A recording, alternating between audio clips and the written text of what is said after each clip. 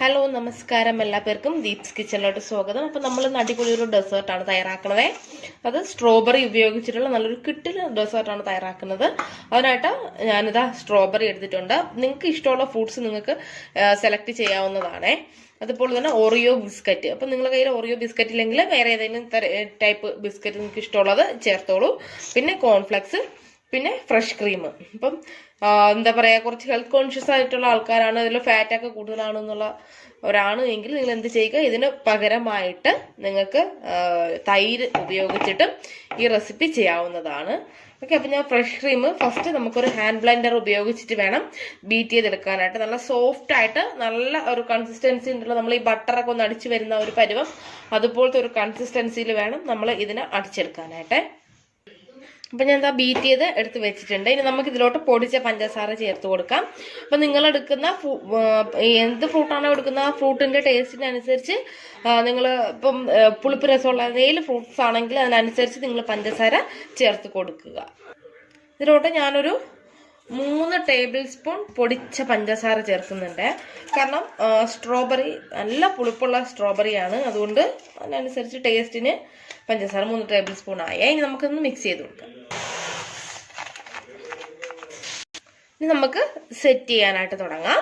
ഇതുപോലത്തെ ഒരു ബൗൾ എടുക്കുക. നമ്മൾ ഐസ്ക്രീം ബൗളില്ലേ, അതൊരെണ്ണം എടുക്കുക. എന്നിട്ട് ഫസ്റ്റ് നമുക്ക് താഴത്തെ ഈ ഒരു ലെവലിൽ എന്ത് ചെയ്യാം, നമ്മൾ കുറച്ച് സ്ട്രോബെറീസ് ഇട്ട് കൊടുക്കാം. ഓക്കെ, അതിനുശേഷം നമ്മൾ ബീറ്റ് ചെയ്ത് വെച്ച ഈ ക്രീം അതിലോട്ട് ഇട്ട് കൊടുക്കാം. ക്രീം വെച്ചു. അതിനുശേഷം എന്ത് ചെയ്യുക, ഇതാ നമ്മുടെ ഓറിയോ ബിസ്ക്കറ്റ് അതിതുപോലെ വയ്ക്കുക. അതിനുശേഷം കുറച്ച് കോൺഫ്ലെക്സ് ഇട്ട് കൊടുക്കുക. അടുത്ത് പിന്നെ എന്ത് ചെയ്യുക, നമുക്ക് ഒരു ലെയർ ആയില്ലേ, ഇനി നമുക്ക് നെക്സ്റ്റ് വീണ്ടും സെയിം ആദ്യം ഇതുപോലെ തന്നെ ഇട്ട് കൊടുക്കുക.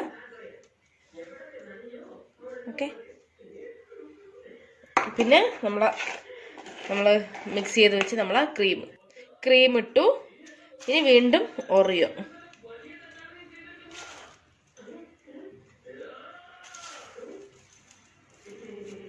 വീണ്ടും കോൺഫ്ലെക്സ്,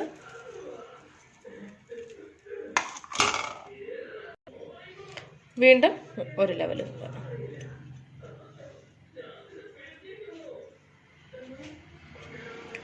പഴയതുപോലെ തന്നെ നമുക്ക് വീണ്ടും റിപ്പീറ്റ് ചെയ്യാം. ഇതാ ഞാൻ റെഡിയാക്കി എടുത്ത് വെച്ചിട്ടുണ്ട്. നല്ല അടിപൊളിയായിട്ടുള്ള ഒരു റെസിപ്പിയാണ്. ഉറപ്പായിട്ട് ട്രൈ ചെയ്ത് നോക്കുക. നോക്കിയിട്ട് അഭിപ്രായം പറയുക. ചാനൽ ഇഷ്ടമായ വീഡിയോ ഇഷ്ടമായ ചാനൽ സബ്സ്ക്രൈബ് ചെയ്യാനായിട്ട് മറക്കരുത്. കണ്ടല്ലോ, നല്ല അടിപൊളി കിടുക്കാച്ച റെസിപ്പിയാണ്.